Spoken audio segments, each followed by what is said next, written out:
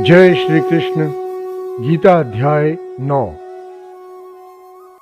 श्री भगवान ने कहा, हे अर्जुन, अब मैं तुम्हें दोष रहित उस परम गोपनीय ज्ञान को अनुभव सहित कहता हूं, जिसे जानकर तुम इस दुख रूपी संसार से मुक्त हो सकोगे।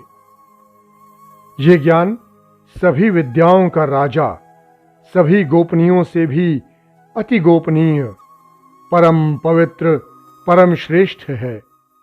ये ज्ञान धर्म के अनुसार सुखपूर्वक कर्तव्य कर्म के द्वारा अविनाशी परमात्मा का प्रत्यक्ष अनुभव कराने वाला है।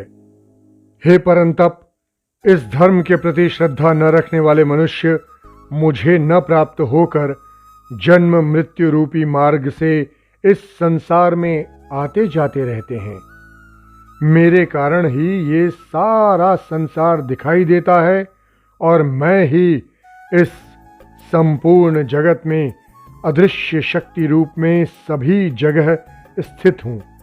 सभी प्राणी मुझ में ही स्थित हैं, परंतु मैं उनमें स्थित नहीं हूँ। हे अर्जुन, ये मेरी ऐश्वर्यपूर्ण योग शक्ति देखो। ये संपूर्ण सृष्टि मुझ में कभी स्थित नहीं रहती है, फिर भी मैं सभी प्राणियों का पालन पोषण करने वाला हूँ और सभी प्राणियों में शक्ति रूप में स्थित हूँ। परंतु मेरी आत्मा सभी प्राणियों में स्थित नहीं रहती, क्योंकि मैं ही सृष्टि का मूल कारण हूँ। जिस प्रकार सभी जगह बहने वाली महान वायु सदैव आकाश में स्थित रहती है, उसी प्रकार सभी प्राणी मुझ में स्थित रहते हैं। हे कुंती पुत्र, कल्प के अंत में सभी प्राणी मेरी प्रकृति में प्रवेश करके विलीन हो जाते हैं और अगले कल्प के आरंभ में उनको मैं अपनी इच्छा शक्ति से फिर उत्पन्न करता हूँ। 84 लाख योनियों में सभी प्राणी अपनी इच्छा शक्ति के कारण बार बार मेरी इच्छा शक्ति से विलीन और उत्पन्न होते रहते हैं। ये सभी पूर्ण रूप से स्वतः ही मेरी इच्छा शक्ति के अधीन होते हैं।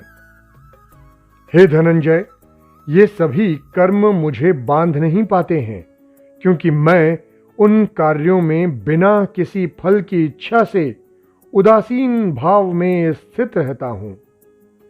हे कुंती पुत्र, मेरी अध्यक्षता में मेरी भौतिक प्रकृति सभी चलायमान और स्थिर जीवों में उत्पन्न और विनिष्ट होती रहती है। इसी प्रकार से ये संसार परिवर्तनशील है।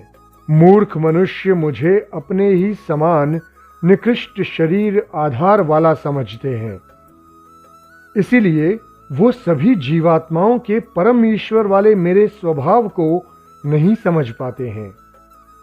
ऐसे मनुष्य कभी न पूर्ण होने वाली आशा में, कभी न पूर्ण होने वाले कर्मों में और कभी न प्राप्त होने वाले ज्ञान में विशेष रूप से मोहग्रस्त होते हुए मेरी मोहने वाली भौतिक प्रकृति की ओर आकृष्ट होकर निश्चित रूप से राक्षसी वृत्ति और आसुरी स्वभाव धारण किए रहते हैं।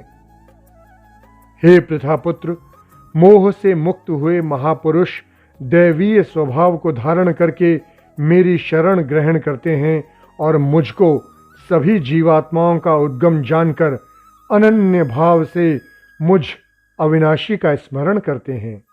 ऐसे महापुरुष दृढ़ संकल्प से प्रयत्न करके निरंतर मेरे नाम और महिमा का गुणगान करते हैं और सदैव मेरी भक्ति में स्थिर होकर मुझे बार बार प्रणाम करते हुए मेरी पूजा करते हैं।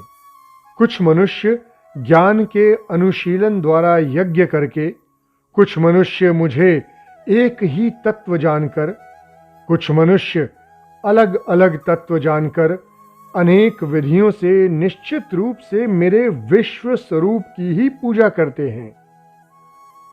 हे अर्जुन, मैं ही वैदिक कर्मकांड को करने वाला हूं। मैं ही यज्ञ हूं। मैं ही पितरों को दिया जाने वाला तर्पण हूं। मैं ही जड़ी बूटी रूप में औषधि हूं। मैं ही मंत्र हूं। मैं ही घृत हूं। मैं ही अग्नि हूं और मैं ही हवन में दी जाने वाली आहुति हूं।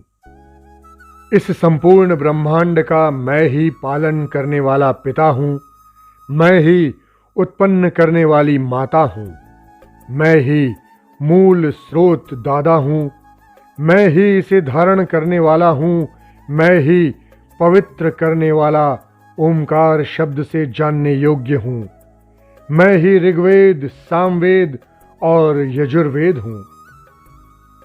मैं ही सभी प्राप्त होने वाले परम लक्ष्य हूं। मैं ही सभी का भरण पोषण करने वाला हूं। मैं ही सभी का स्वामी हूं। मैं ही सभी के अच्छे बुरे कर्मों को देखने वाला हूं। मैं ही सभी का परम धाम हूं। मैं ही सभी की शरण स्थली हूं। मैं ही सभी से प्रेम करने वाला घनिष्ठ मित्र हूं। मैं ही सृष्टि को उत्पन्न करने वाला हूं। मैं ही सृष्टि का संहार करने वाला हूं। मैं ही सभी का स्थिर आधार हूं। मैं ही सभी को आश्रय देने वाला हूं और मैं ही सभी का अविनाशी कारण हूं। हे अर्जुन, मैं ही सूर्य रूप में तप कर जल को भाप रूप में रोककर बारिश रूप में उत्पन्न होता हूं। मैं ही निश्चित रूप से अमर तत्व हूं। मैं ही मृत तत्व हूं। मैं ही सत्य रूप में तत्व हूं और मैं ही असत्य रूप में पदार्थ हूं। जो मनुष्य तीनों वेदों के अनुसार यज्ञों के द्वारा मेरी पूजा करके सभी पापों से पवित्र होकर सोम रस को पीने वालों के स्वर्ग लोकों की प्राप्ति के लिए प्रार्थना करते हैं, वो मनुष्य अपने पुण्यों के फलस्वरूप इंद्र लोक में जन्म को प्राप्त होकर स्वर्ग में देवी देवताओं वाले सुखों को भोगते हैं। वो जीवात्मा उस विशाल स्वर्ग लोक के सुखों का भोग करके पुण्य फलों के समाप्त होने पर इस मृत्युलोक में पुनः जन्म को प्राप्त होते हैं। इस प्रकार तीनों वेदों के सिद्धांतों का पालन करके सांसारिक सुख की कामना वाले मनुष्य बार बार जन्म और मृत्यु को प्राप्त होते रहते हैं। जो मनुष्य एकमात्र मुझे लक्ष्य मानकर अनन्य भाव से मेरा ही स्मरण करते हुए कर्तव्य कर्म द्वारा पूजा करते हैं, जो सदैव निरंतर मेरी भक्ति में लीन रहता है, उस मनुष्य की सभी आवश्यकताएं और सुरक्षा की जिम्मेदारी मैं स्वयं निभाता हूं। हे कुंती पुत्र, जो भी मनुष्य श्रद्धा पूर्वक भक्ति भाव से अन्य देवी देवताओं की पूजा करते हैं, वो भी निश्चित रूप से मेरी ही पूजा करते हैं, किंतु उनका वो पूजा करना अज्ञानतापूर्ण मेरी प्राप्ति की विधि से अलग त्रुटिपूर्ण होता है। मैं ही निश्चित रूप से समस्त यज्ञों का भोग करने वाला हूं और मैं ही स्वामी हूं, परंतु वो मनुष्य मेरे वास्तविक स्वरूप को तत्व से नहीं जानते, इसलिए वो कामनाओं के कारण पुनर्जन्म को प्राप्त होते रहते हैं। जो मनुष्य देवताओं की पूजा करते हैं, वो देवताओं को प्राप्त होते हैं। जो अपने पूर्वजों की पूजा करते हैं, वो पूर्वजों को प्राप्त होते हैं। जो जीवित मनुष्यों की पूजा करते हैं, वो उन भूतों के कुल को प्राप्त होते हैं, परंतु जो मनुष्य मेरी पूजा करते हैं, वो मुझे ही प्राप्त होते हैं। जो मनुष्य एक पत्ता, एक फूल, एक फल, थोड़ा सा जल या कुछ भी निष्काम भक्ति भाव से अर्पित करता है, उस शुद्ध भक्त का निष्काम भक्ति भाव से अर्पित किया हुआ सभी कुछ मैं स्वीकार करता हूं। हे कुंती पुत्र, तुम जो भी कर्म करते हो, जो भी खाते हो, जो भी हवन करते हो, जो भी दान देते हो और जो भी तपस्या करते हो, उस सभी को मुझे समर्पित करते हुए चलो। इस प्रकार तुम समस्त अच्छे और बुरे कर्मों के फलों के बंधन से मुक्त हो जाओगे और मन से सांसारिक कर्मों को त्याग कर मन को परमात्मा में स्थिर करके विशेष रूप से मुक्त होकर मुझे ही प्राप्त होगे। मैं सभी प्राणियों में समान रूप से स्थित हूं। सृष्टि में न किसी से द्वेष रखता हूं, न ही कोई मेरा प्रिय है।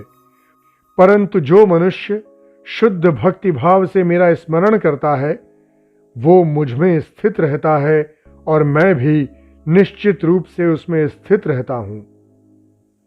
यदि कोई भी अत्यंत दुराचारी मनुष्य अनन्य भाव से मेरा निरंतर स्मरण करता है, तो वो निश्चित रूप से साधु ही समझना चाहिए, क्योंकि वो संपूर्ण रूप से मेरी भक्ति में ही स्थित है। हे अर्जुन, वो शीघ्र ही मन से शुद्ध होकर धर्म का आचरण करता हुआ चिरस्थायी परम शांति को प्राप्त होता है। इसलिए तुम निश्चिंत होकर घोषित कर दो कि मेरा भक्त कभी नष्ट नहीं होता है। हे प्रथापुत्र, स्त्री, वैश्य, शूद्र या किसी भी निम्न योनि में उत्पन्न होने वाले मनुष्य हों, वो भी मेरी शरण ग्रहण करके मेरे परम धाम को ही प्राप्त होते हैं। तो फिर पुण्यात्मा ब्राह्मणों, भक्तों और राजर्षि क्षत्रियों का तो कहना ही क्या। इसीलिए तुम क्षण में नष्ट होने वाले दुख से भरे हुए इस जीवन में निरंतर मेरा ही स्मरण करो। हे अर्जुन, तुम मुझ में ही मन को स्थिर करो, मेरा ही भक्त बनकर मेरी ही पूजा करो और मुझे ही प्रणाम करो। इस प्रकार अपने मन को मुझ परमात्मा में पूर्ण रूप से स्थिर करके मेरी शरण होकर तुम निश्चित रूप से मुझे ही प्राप्त होगे। जय श्री कृष्ण। 9वां अध्याय समाप्त।